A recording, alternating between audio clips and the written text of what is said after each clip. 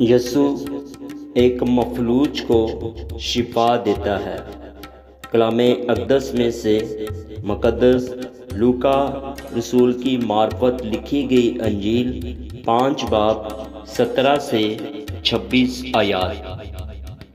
اور ایک دن ایسا ہوا کہ وہ تعلیم دے رہا تھا اور فریسی اور شرع کے معلم وہاں بیٹھے تھے، جو گلیل کے ہر گاؤں اور یہودیہ اور یروشلم سے آئے تھے، اور خداوند کی قدرت شفا بخشنے کو اس کے ساتھ تھی۔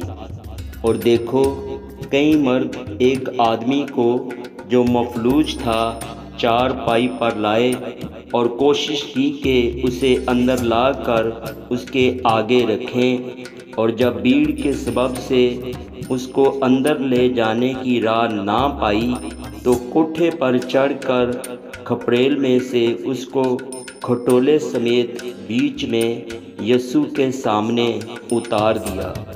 اس نے ان کا ایمان دیکھ کر کہا کہ اے آدمی، تیرے گناہ معاف ہوئے۔ اس پر فقیہ اور فریسی سوچنے لگے کہ یہ کون ہے جو کفر بکتا ہے؟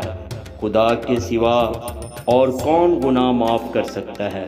یسوع نے ان کے خیالوں کو معلوم کر کے جواب میں ان سے کہا، تم اپنے دلوں میں کیا سوچتے ہو؟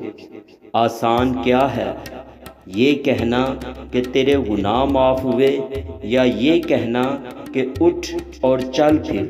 لیکن اس لیے کہ تم جانو کہ ابن آدم کو زمین پر گناہ معاف کرنے کا اختیار ہے، اس نے مفلوج سے کہا، میں تجھ سے کہتا ہوں، اٹھ اور اپنا کٹھولا اٹھا کر اپنے گھر جا۔